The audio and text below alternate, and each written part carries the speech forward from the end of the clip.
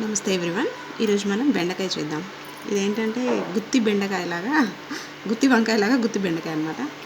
So ఇలా చిన్న బెండకాయలు తీసుకొని ఇలా మధ్యలోకి ఇలా పొడవుగా కట్ చేసుకోవాలి. అన్నీ ఇలాగే తీసుకోవాలి. సో ఇలా కట్ చేసి పెట్టుకున్నామండి. సో ఇప్పుడు దీంట్లో స్టఫింగ్ కోసం ఒక 1 స్పూన్ సాల్ట్,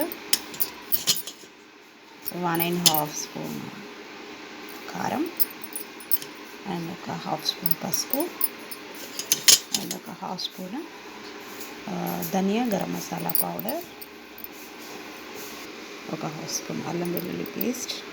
సో క్రిస్పీగా రావడానికి ఒక 1/2 స్పూన్ కార్న్ ఫ్లోర్ అయినా రైస్ ఫ్లోర్ అయినా వేయండి. ఇప్పుడు దీంట్లోకి ఒక 1 స్పూన్ ఆయిల్ వేసి కలిపేద్దాం.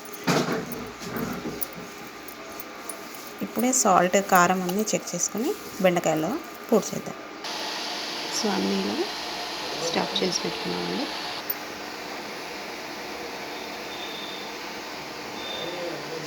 సో నెక్స్ట్ ఆయిల్లో పోపు దినుసులు, ఎండుమిర్చి,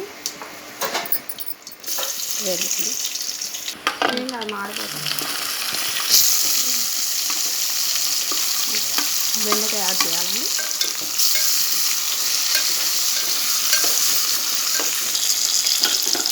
ఒక 1 పచ్చిమిర్చి, ఒక 4-5 కరివేపాకు రెబ్బలు. చూడండి ఎంత బాగా రెడీ అయిపోయిందో. సో ఇప్పుడు కొత్తిమీర వేసేద్దాం.